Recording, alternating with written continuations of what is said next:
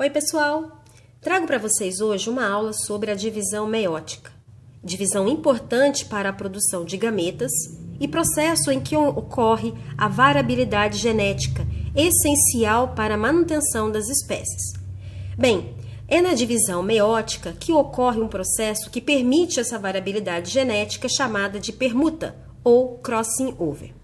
Aqui eu demonstro para vocês dois processos de divisão meiótica sem o processo que garante essa variabilidade e com o processo para a variabilidade. Observa-se que, ao final da formação das células gaméticas, as condições carregadas por essas células serão semelhantes às de origem do genitor. Já com o processo de permuta, crossing over, temos então gametas com características misturadas. Estão percebendo aqui, ó? Este pedacinho deste cromossomo apresenta características que ele pegou do seu homólogo e vice-versa. Então, a presença do crossing over ou permuta é de suma importância para a manutenção e sobrevivência das espécies. Vamos agora, então, identificar quais são as etapas dessa divisão, uma vez que ela ocorre em dois processos de divisão. A primeira etapa, chamada de etapa de prófase 1, metáfase 1, anáfase 1 e telófase 1, e a segunda, que serão as prófase 2, metáfase 2, anáfase 2 e telófase 2. Vamos à primeira etapa do processo, que é a prófase 1. Bem, a prófase 1 é subdividida em 5 etapas, que são elas: leptóteno, zigóteno, paquíteno, diplóteno e diacinese. Cada uma dessas subfases, nós vamos evidenciar características marcantes. E nessa aula, o que eu vou facilitar nos seus estudos é a identificação dessas características que distinguem cada uma destas subfases. Começamos. Leptóteno. Na fase leptóteno, que ocorre após a fase G2 da interfase, ela é caracterizada pela maior condensação do material genético. Ele já estava condensado, mas apresenta uma condensação maior aqui. Lembrando, esses cromossomos já estão duplicados, ok? Nós estamos vendo apenas uma das cromátides, mas já estão duplicados. E é nessa fase que, com a ocorrência dessas regiões de maior condensação, nós vamos identificar pequenos pontos mais condensados, que são chamados de cromômeros, ok? A segunda etapa é a fase zigóteno, onde o material genético já tem o seu maior processo de condensação. E é nessa fase que cada par busca o seu parceiro, ou seja, os cromossomos metafásicos duplicados buscam encontrar os seus cromossomos homólogos e ocorre então este pareamento de cromossomos homólogos, ok?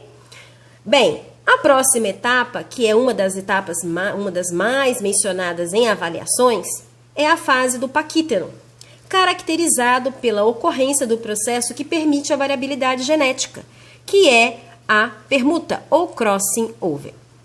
Como os cromossomos homólogos estão muito pareados, ocorre o deslizar de uma das cromátides com a cromátide homóloga. Esse processo que é conhecido como fase de permuta ou crossing over. No entanto, nesta fase ainda não ocorreu a quebra do ponto de permuta. Essa quebra só ocorre na próxima subfase, que é a diplóteno. Então, no diplóteno, o que vai acontecer? Como os cromossomos homólogos estavam muito próximos, eles agora começam a se afastar. E neste afastar, as regiões que estão ligadas pelo ponto de crossing trocam, então, esses pedaços. Então, a efetivação do crossing over ocorre na fase de diplóteno. E essas regiões, estão vendo aqui, ó, já teve troca. Essas regiões onde ocorreram essas trocas de pedaços, elas são chamadas de quiasmas, justamente por ter uma configuração semelhante a um X. Então, quiasmas são as regiões de ponto de troca entre cromossomos homólogos, ok? E a última etapa, que é a diacinese. Na diacinese, você observa, e aqui nesta imagem dá para ficar bem claro, que os cromossomos mantêm as regiões de quiasma com os pedaços trocados e também é caracterizada pelo início de desaparecimento e desorganização da carioteca. Muito importante saber que, durante toda a prófase 1, é apenas na última subfase que ocorre a desorganização da carioteca. Até então, esta carioteca se mantém íntegra. A mesma coisa é importante vocês observarem em relação aos centríolos. Aqui, nessa imagem, ele não está sendo representado como duplicado. Mas, atenção, a duplicação dos centríolos já ocorreu na fase S da interfase. Então, aqui você não evidencia, pois ele está lá do outro lado. Mas já temos pares duplicados de centríolos, ok? E eles aqui já estão bem mais afastados e entre eles fibras do fuso ou fibra acromática e também as fibras do áster. Vamos então agora identificar o que ocorre na próxima etapa da primeira divisão meiótica, que é a metáfase 1. Bem, temos aqui então a metáfase 1. A metáfase 1 é caracterizada pela localização de centríolos em lados opostos e os cromossomos homólogos ainda estarão ligados, tá ok? Então, ó, nessa representação não mostra, mas ainda permanecem ligados pelas regiões de crossing over. Então, muito importante saber disso.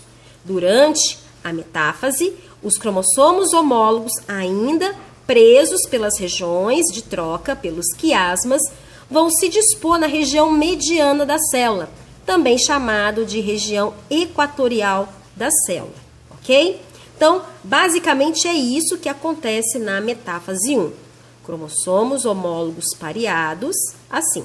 E aqui ocorre o processo de se prender as fibras do fuso até os centríolos. Nesse ponto do centrômero, que se liga ao centríolo pelas fibras do fuso, uma região é tipicamente conhecida como a região de cinetócoro, ok? Então, aqui nós vemos 4 pontos de cinetócoro. A próxima etapa, vamos lá. Anáfase 1. O que ocorre na anáfase 1? Ana significa separação. Então, é nessa fase que ocorre a disjunção nos pontos de crossing, de maneira que, pela desorganização das tubulinas dos microtúbulos que constituem as fibras do fuso, eles então são puxados para as extremidades opostas. E assim ocorre a separação de cromossomos homólogos. Tá? Muita atenção nisso. Na anáfase 1, ocorre a separação de cromossomos homólogos e ruptura dos pontos de quiasma no local de crossing dos cromossomos das cromátides homólogas. Após a anáfase 1, vamos então para a telófase 1.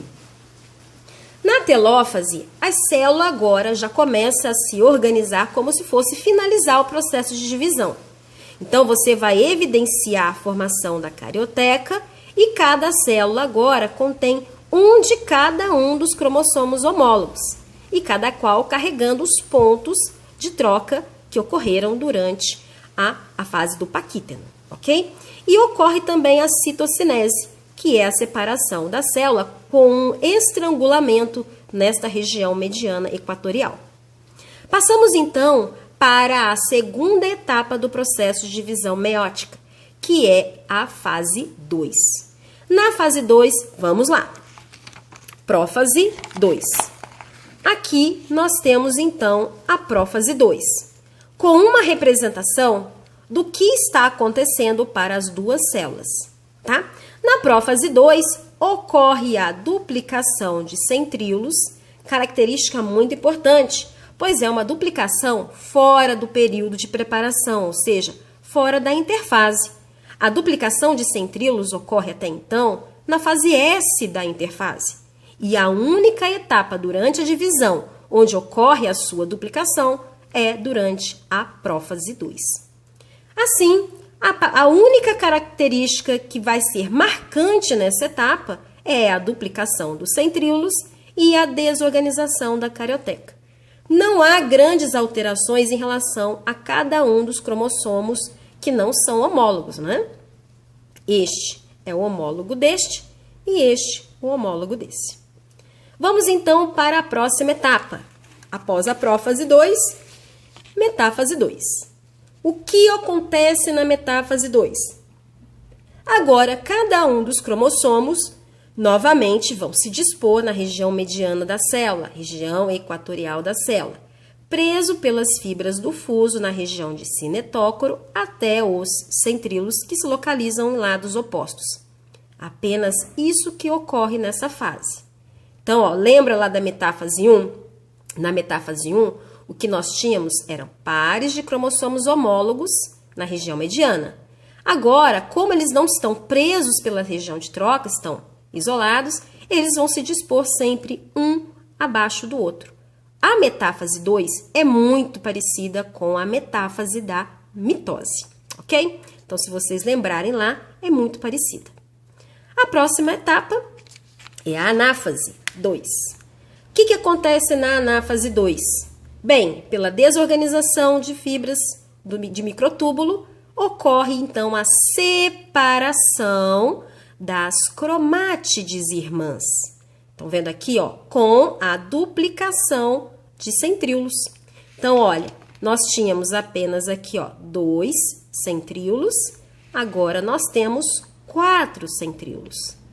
Então, na anáfase 2, ela é caracterizada pela separação das cromátides irmãs. Na anáfase 1, nós tínhamos a separação dos cromossomos homólogos.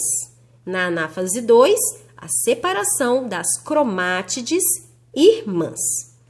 E por último, vamos então para a telófase 2. Aqui temos então a telófase 2. O que caracteriza essa fase? Bem, é a última etapa da divisão meiótica, onde nós temos a formação agora de 4 novas células, todas elas carregando a metade das características cromossômicas da espécie, cada qual com seu par de centríolos, a carioteca organizada e um filamento de cromossomo de cada um dos cromossomos típicos da espécie. Então, temos aí finalizada a divisão meiótica. Espero que vocês tenham compreendido e caso tenham algum tipo de dúvida, deixa a perguntinha lá no canal, que logo logo eu respondo para vocês. Pessoal, dedicação sempre, estudando bastante, ok? Mitose e meiose é um dos assuntos mais cobrados nas avaliações atualmente. E essas pequenas características, esses detalhezinhos mínimos, são geralmente o que os avaliadores estão cobrando nessas avaliações. Então, muita atenção, ok? Valeu, até mais, bons estudos e sucesso sempre, pessoal. Tchau, tchau!